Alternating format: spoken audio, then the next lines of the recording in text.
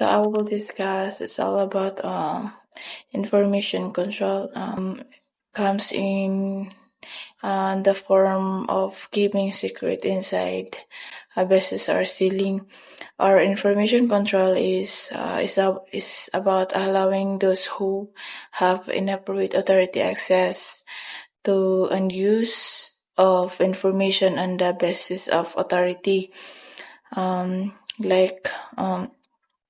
Kanang sa imuhang mga information or about sa imuhang kaugalingon na bawal dapat i-share sa lain or need nimo kung maghatag man ka na about sa imong kuan dapat na kay authorization na imuhang i-allow na ipakabi sa iyaha. Next is software piracy. Software piracy is let's say you wanted to watch the latest movie showing the cinema. Latest piracy is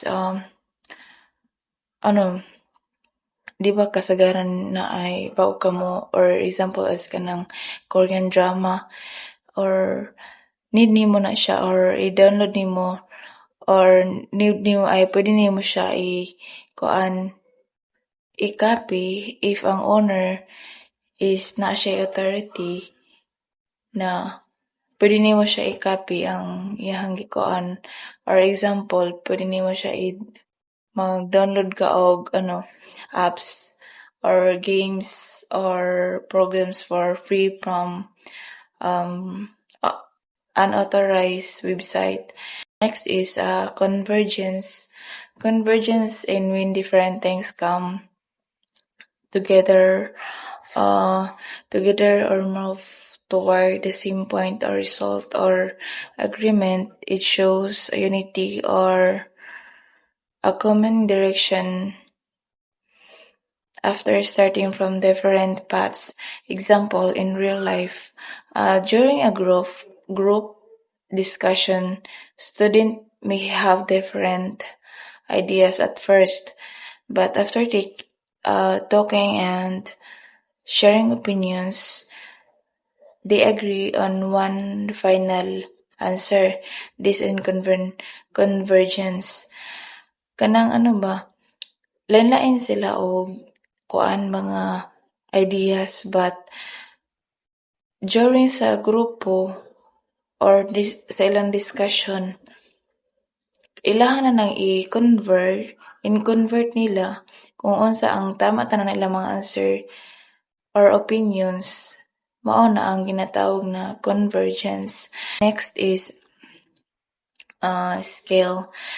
Scale refers to the size, level or proportion of something compared to something else. It can also mean a system used to measure or show how big, small, or intense something is. Example ng scale is a small project and large project differ in scale depending on their size and scope. Individual empowerment means giving power or control a person. Kanang dako man imuhang project or gamay, if the same lang gyapon na sila, same lang gyapon na sila og scale or portion na imo or size imuhang ipagbuhat ana or madako man or magamay, paghimuan nimo sa isa ka subject, same lang gyapon na sila. Kaya dili man kung nakabutang man siya diri or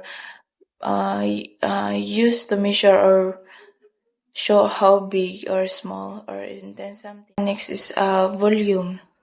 Ang volume is kailan mga sa atong sa mga gadget or sa computers, di ba naamang gid na siya naamang gid na siya makabutan na volume or saan nimo pag high or pag low sa iyaha na siya dito. And then sa next is unprecedented individual empowerment. Unprecedented individual empowerment means that people now have more power, freedom, and ability to make decision or influence others than ever before in history. The word unprecedented, that means something that has never unprecedented. While individual empowerment means giving power or control to a person. Today because of technology, education, and access to information, individuals can do things that in only big organization or governance could do in the past. For example, a student can start a business online using social media and reach customers worldwide. People can share their opinions or platforms like social media and influence many others. A content creator can earn money and build a career without needing a big company. Mano siya sa unprecedented individual empowerment.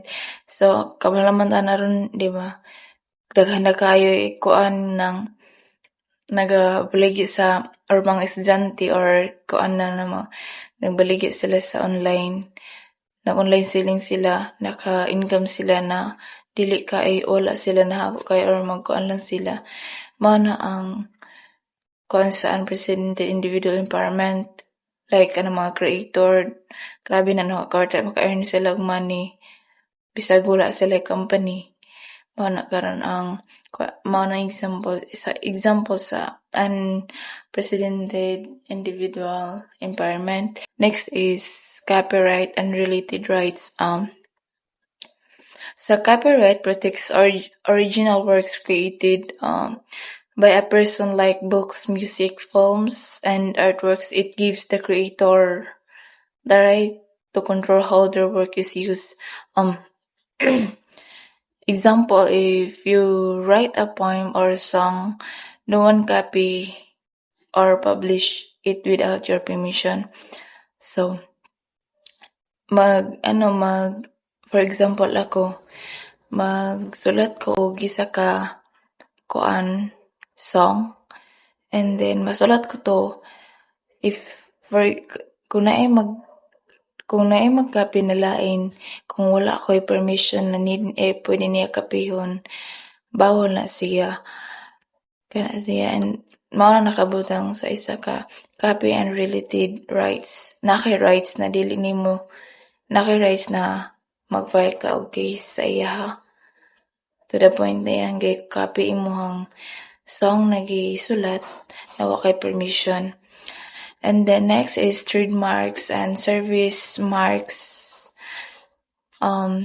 Trademarks are symbols, names, or logos used to identify products, while service marks are used for services. They are help people recognize a brand. For example, the Nike. The Nike is di ba na siya for example sa mga t-shirt or sa shoes. Ma-identify nimo ang isa ka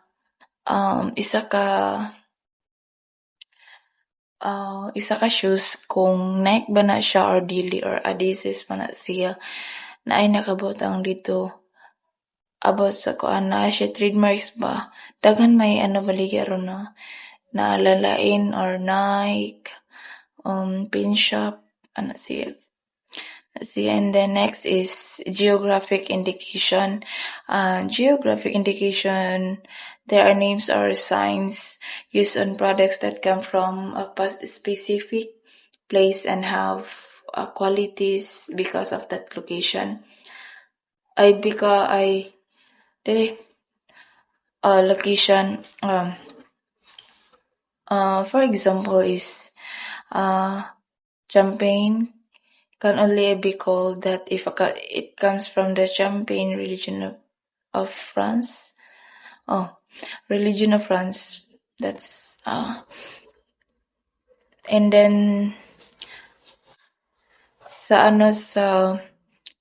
ang ganing geographic indication is naa siya'y names or use ay signs or naa siya'y names or signs sa products or specific place naa siya'y specific place because of the location mo na siya. And then sa industrial design is this protects the visual appearance or design or of a product, such as its shape, patterns, or color.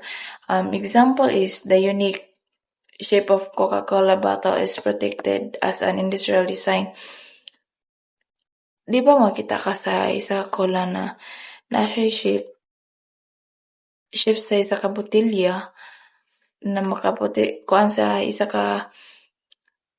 kuan ba sa ilang company or industrial design na maano dahil nimo ang isa ka Coca-Cola na ay makakuan dahil ka na Coca-Cola na siya.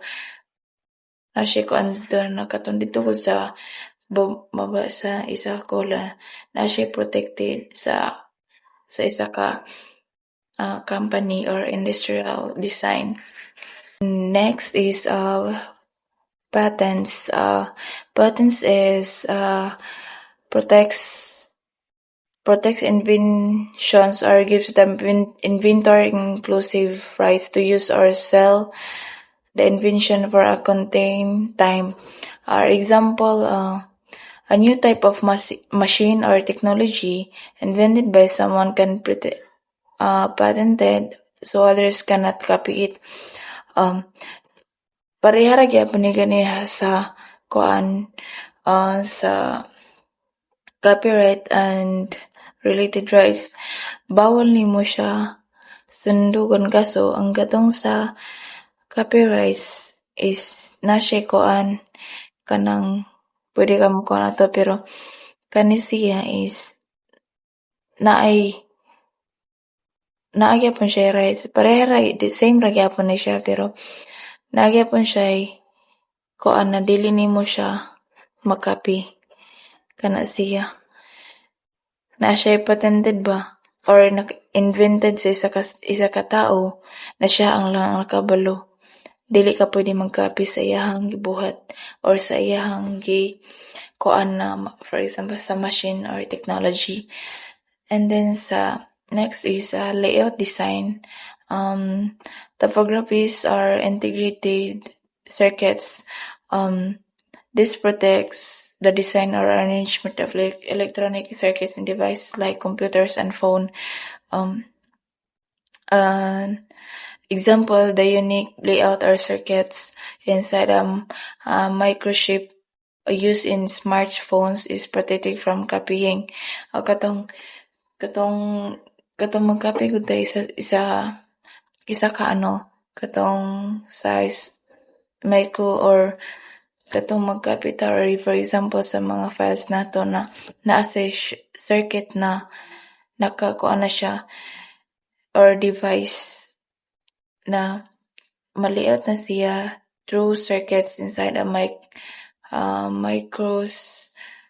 microchip or use smartphones that makadili siya makuanan og virus maka-adapt og virus bali naa siya safe na or protected siya sa pag-copy ana sa mga or mag-transfer ka sa isa ka files. And then next is protection or undisclosed information. This protect confidential business information or trade secrets that give a company an advantage or secret na ginahimo sa isa ka company na for example sa Coca-Cola unsay lang sekreto na pagbuhatan ng isa ka cola na dapat dili nila kuan sa public. Na siya privacy ba? Di pwede nila i-share sa public. Only sila lang ang makabalo na sila na sila'y privacy na ilaha lang tong taguon kung unsay lang pagbuhat o unsay pag-process nila. And then that's all. Thank you. Good day, sir, classmates, and to all the viewers. In continuation with the report of Miss Marielle, I will now continue to report about the knowledge of information control. So in today's world, information is created, shared, and accessed faster than ever before. Information control refers to the process of managing who can access, use, and share data, especially to protect it from misuse, illegal distribution, or unauthorized access. With data spreads quickly throughout the internet and social media, controlling information has become more important and challenging. So, the first topic we're going to discuss is all about the Intellectual Property Office of the Philippines. It is a government agency in charge of the implementation of the law protecting intellectual property rights in the Philippines, as provided for under RA 8293, or the Intellectual Property Code of the Philippines. So, it is a government agency that is in charge of the implementation of law protecting intellectual property. So, intellectual properties are those personal works or albums or even words, phrases, and symbols and design. So, dili lang siya nagalimit sa mga personal work or sa album nga sa mga artist or mga singer. Pwede po siya sa mga even companies nga naga-create og mga services like McDo, Jollibee, or something ana. So kaning Intellectual Property Office of the Philippines gina-protect niya ang rights sa every company or individual nga nagtagya atong mga personal work. So dira gina-report ang any ang mga nilapas sa balaod na mga individual. So it is revised as Intellectual Property Code of the Philippines, known as RA 10372. Next is the copyright and related rights. So it is a set of exclusive rights granted by a state to the creator of original work and their assignee for a limited period of time in exchange for public disclosure of work, and includes information, control, and privacy, the right to copy, distribute, and adapt to the work. So kaning copyright, ginahatag ni siya sa mga tao na gusto magamit og they want to use other people's personal work. For example, a YouTuber cannot legally use a popular song in their video without permission even if they give credit. So, kana magamit tag personal na music or song gikan sa isa ka artist, need nato na siya permission before nato siya ma-apply sa atong personal video. Dili man naingon na ato agid mismo originally ang work. So need nato mag-ask of permission first before we can use their own para ma-credits ang ilang personal work. So it is a bundle of exclusive rights automatically granted to creators of original works. Example, their literary, artistic, or musical. So munang copyright. So ang sa copyright, pag matagaan kag permission of copyright, so it includes reproduction, distribution, public performance, adaptation, modifying the work. So, dire po sa related rights. So, extend protection to performers, broadcasters, and producers, recognizing their role in distributing content. So, ang related rights, it mainly focuses on the first or the main producer of the piece, not just the one who will ask for copywriting. The next one is digital rights management. So, it is used to describe the process by which the author or publisher of a work exerts his or her rights to control what the purchaser of the work is entitled to. So it refers to technological system and control used by copyright holders to limit or manage access of usage of digital content. So kini siya mo ni siya ang kaning digital rights management ginagamit ni siya sa katong copyright holders, which is ang kadto mismong nag-ask og permission um,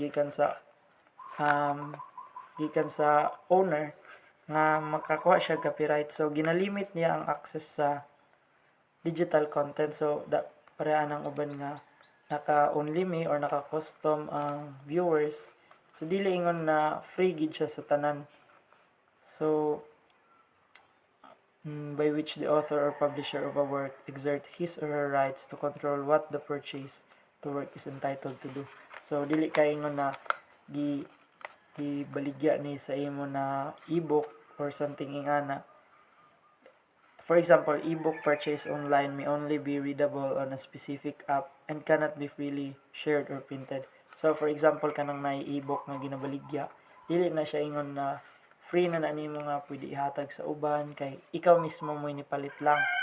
So dili ingana ang role ana. So naay uban na ginagamit nila nga only a specific app can view the documents inside that ebook. So dili ingon na kay napalit na nimo, free na nimo ihatag sa uban kay syempre gi-business good na dili lang ikaw mismo ang nakapalit. So dili ingon na ikaw na mismo ang mutag iya para mo resell na pod. So it can violates the rules of intellectual property.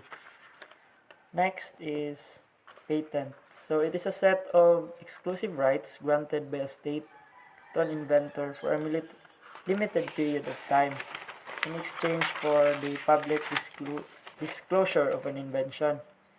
So, while copyright focuses on works of art and culture related to creative expression, so ang kasagaran sa copywriting is mga creative expression like books, novels, articles, while patent is designed to protect innovation in technology and industry, allowing inventors to gain income benefits from the invention.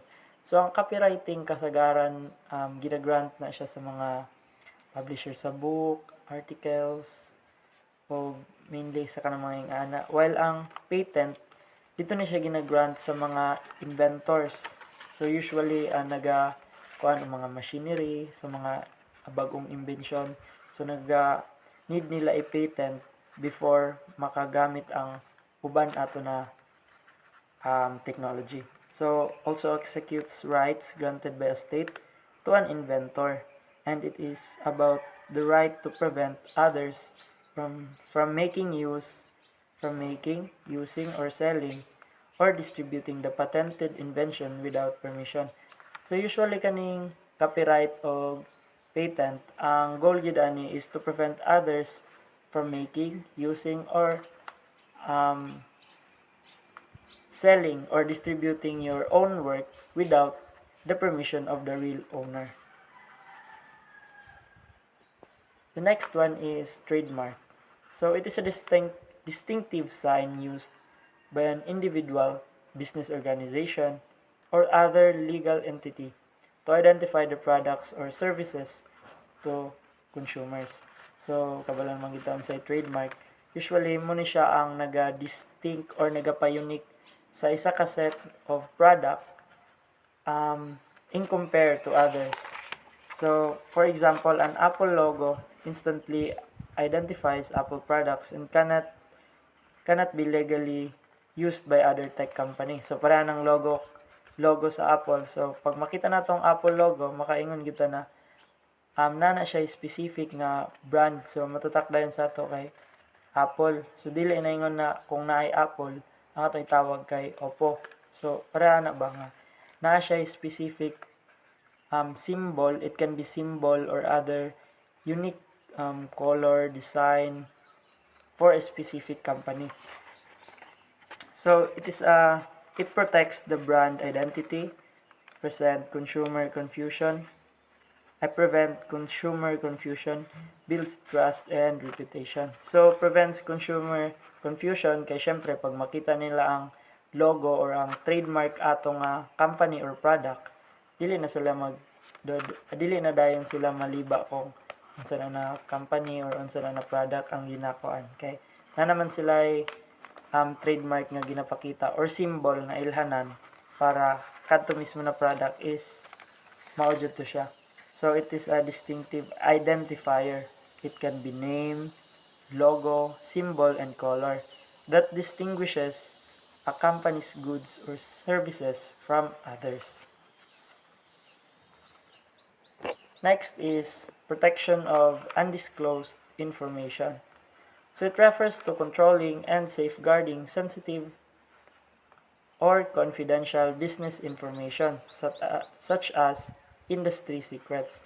So kaning protection of undisclosed information, muna siya ang ginaunsa pag protect ang mga confidential information sa isa ka company or sa isa ka business nga dili man gidapat tanan is usually ginahatag sa public, kay syempre ginaprotektahan na nila kay namang mga secrets sa isa ka company ginaunsa nila pag level up ilang company na mas taas kaysa sa other.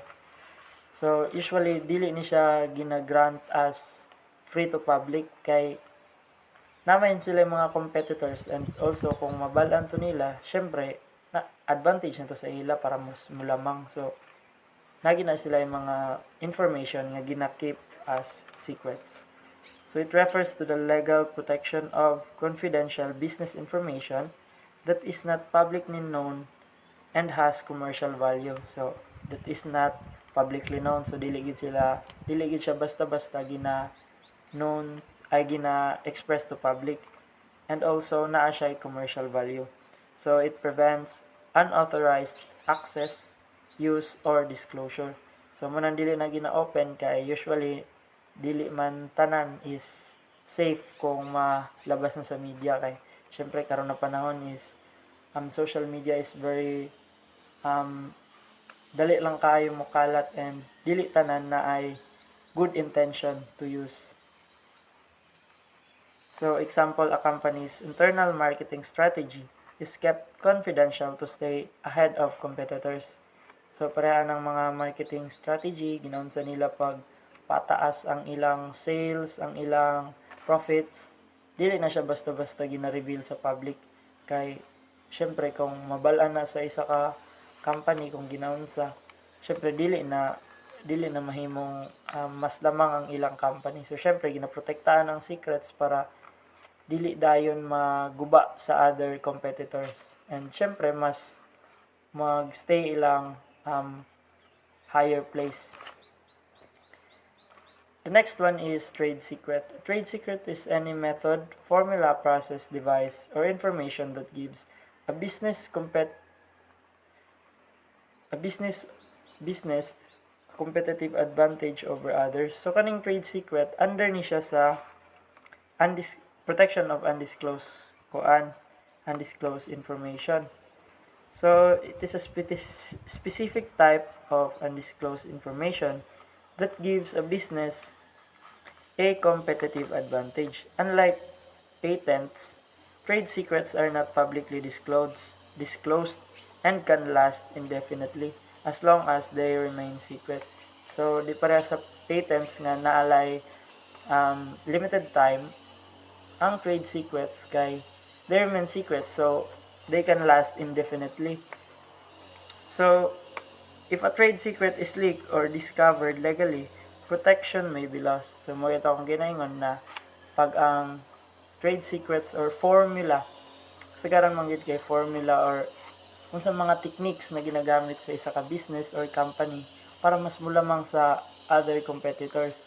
So pag ma-reveal na sa public, so syempre gamito na to as advantage nila para mas makalamang pud sila atong real owner sa kadto nga technique. So dapat dili gyud tanan mismong secret sa company is gina-reveal sa public nya. Media pag yun, social media, so dali ra kaya siya mukalat. So for example, the formula for Coca-Cola is a trade secret that has been kept confidential for decades. So for example daw ang kaning Coca-Cola, muna lang ginaprotektaan ng mga sikreto nga nganong mas nilamang sila kaysa sa other other soft drinks or other company nga nagakuan gyapon soft drinks. So need nila na ginaprotektaan para mas dili makuha to sa other company as advantage. And also advantage sa ila para mas mulamang sila and to stay at the top. So the last one is Coca. Example of popular trade secrets are the formulation of Coca-Cola, Listerine, and KFC. So muna siya lang mga naay mga high trade secrets na usually sila ang naa sa top. So for the next one, muna siya ang mga terms and protections and penalties as stated in the RA 8293 or Intellectual Code of the Philippines. So in copyright, generally throughout the life of the author plus 50 years after his or his kuan. So ang patent is 20 years, ang trademark is 10 years. So sa copyright kung ma-violate na, ang first offense is 50,000 to 150,000 and 1 to 3 years of imprisonment. The second offense is 150 to 500,000 and 3 to 6 years of imprisonment. So in the patent, pag ma-violate na siya, not less than 100 to or more than 300,000 and not less than 6 months, not more than 3 years of imprisonment. So ang pinakadako dayog kuan kay ang copywriting. So we should dapat perminti kita naga-credit sa the rightful owner sa ato mga ginagamit na mga online. So the last one is trademark. 10 years from the date of filing of the application. Tapos ang iyang penalty kay 50,000 to 200,000 and 2 to 5 years imprisonment. In conclusion, information control is essential for protecting data and preventing misuse. As technology advances, stronger rules and protection and responsible use is an essential to balance easy access to information with security and privacy. So, dili lang kay faster na ang communication and information mo spread, dili na to siya i-take as advantage na mag-share na og mga inappropriate or information. So, usually, we should be mindful about our moves even though tiny clicks can make a mistake. Kay bisan karon ang mga links kay dili na siya garantisado na dalon ka sa safe na sites or pwede na siya makakuha og personal informations without you knowing kung wala gid kay enough knowledge about such informations. So wata kabalo kung isa lang nimo ka click ana nga link kay ginang ka nga daog ka ana na kay madawat na kwarta something ana. So waday ka kabalo nga nakuha na day mong mga personal informations and it can be used against you or even worse na makakuha na siya o magamit ng imong pangalan para sa mga illegal or something not appropriate na mga trabaho or mga butang. So we should be mindful about our moves and we should treat technology and we should be responsible about using technology and we should not let technology use us.